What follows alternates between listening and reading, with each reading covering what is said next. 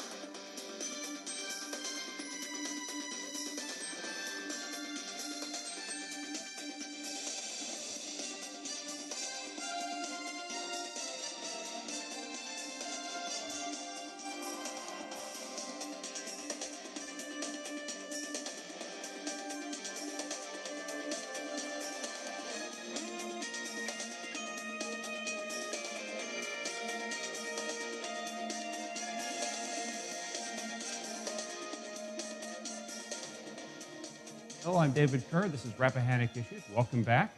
We're here with our super panel, Dr. Deirdre Condit and Dr. Stephen Farnsworth, and of course, Tom Cohn.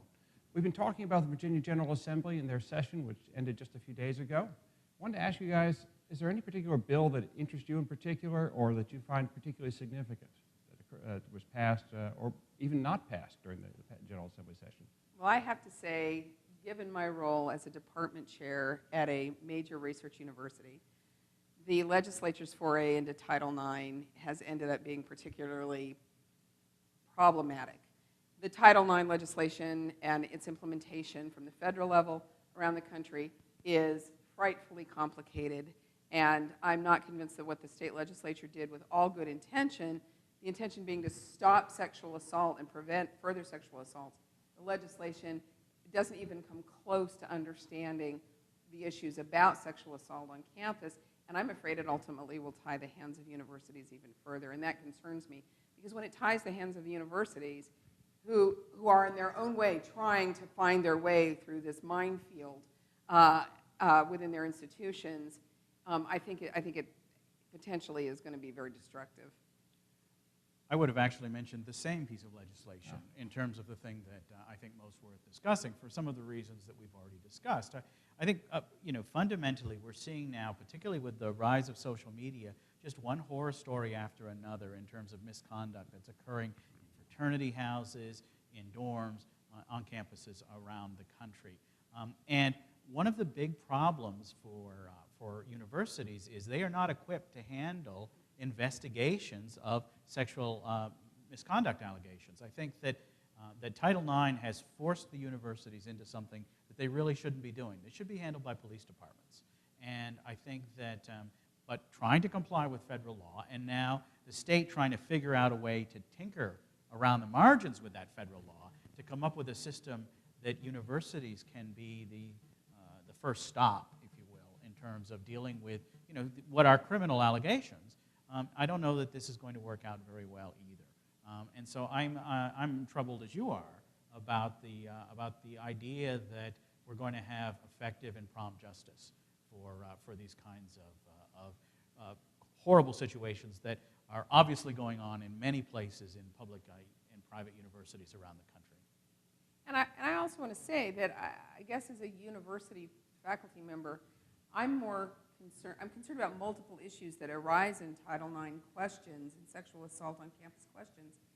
And there's the issue of justice, which is powerful and important, but there's also the issue of supporting students through the learning environment. And we see students compromised all the time on both sides of the equation. Students who have made allegations of sexual misconduct or sexual assault, and students who have been charged or found or alleged to have be perpetrators. And it disrupts the entire process. And in the middle of it, you have a bunch of administrators and some faculty trying to sort it out. And none of it seems to me to be very functional. And we see lots of unfortunate negative blowback on the students and on the faculty and on the administration. And I think it'll take us 15 to 20 years as a country to begin to work through these things. And I don't think what the legislature did actually, all good intentions to them, they don't know how else to solve it, but I think it actually makes the problem more complicated.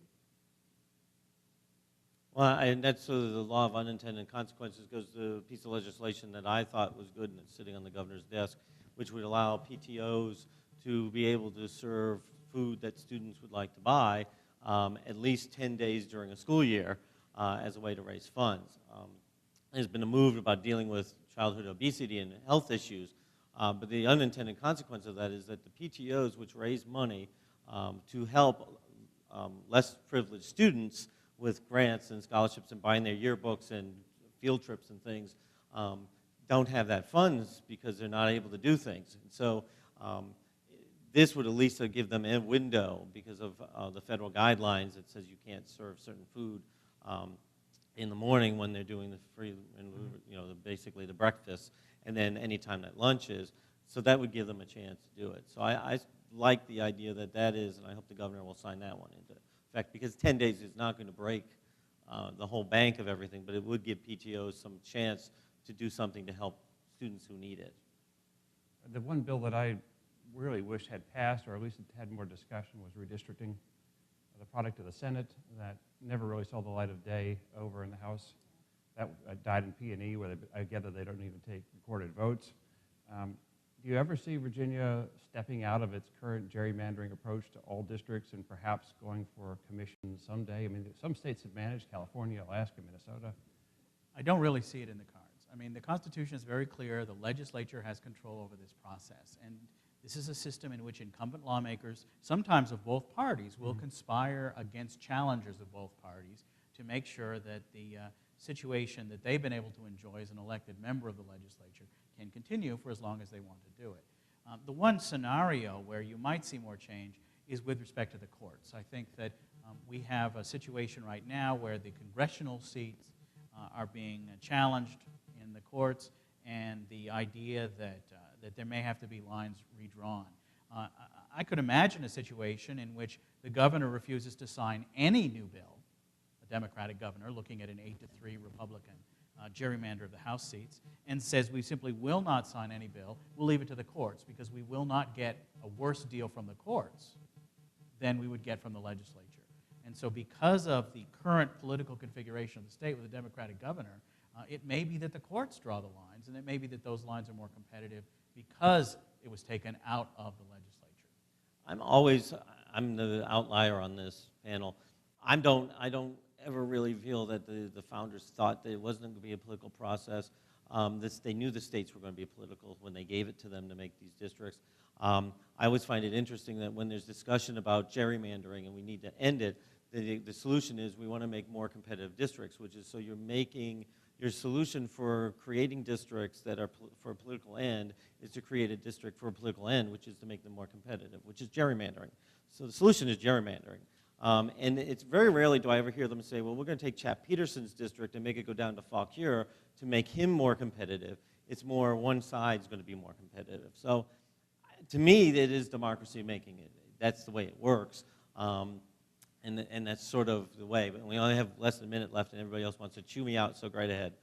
Well, I would point out that if we were having this conversation in Maryland, everything would be the exact opposite. The Democrats gerrymander, right. They gerrymander as effectively as the Republicans do in Virginia. But the reality is that the founders in the Constitution are silent on the question of political parties, which is the dominant institution that sets up the gerrymandering, that sets up this entire system. But if they're doing it for incumbents, that still would have been, Virginia, we did it to protect incumbents more than particular parties. And even in Pennsylvania, when they wiped out a seat, they protected the incumbents and wiped out, the newer one. Go ahead, Deirdre. I was just going to say, though, I mean, I guess what we do see from the consequence of gerrymandering, I mean, we see suppressed vote all over the country right now, and it comes from multiple reasons, but gerrymandering clearly is having an impact on voter turnout. And I think that if we really want to take the question of democracy and representative government seriously, that question has to be at the heart of it. And if what we stand back and look and see is that the systems that we are using are suppressing voter turnout, people are turning away from their political process, that's enough of a spur to me for us to begin to say, maybe we got to rethink the system. Just because the founders created an original model doesn't necessarily mean it's a good one. Right. Well, and then certainly we can amend the system. David, you last word before we leave? Well, Tom, this is one of those issues where you and I diverge. Tom's kind of leans to Republican, I lean Democrat.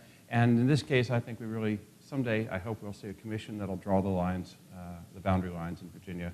I think a lot of other states have done it. I think it's our turn. Maybe a long time. I may not be here to see it, but I hope so.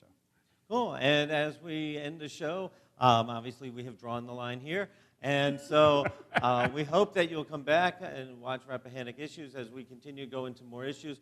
The governor gets to sign or amend any of these bills that have gone before him in a couple weeks. So keep in touch so that you can see what's going on.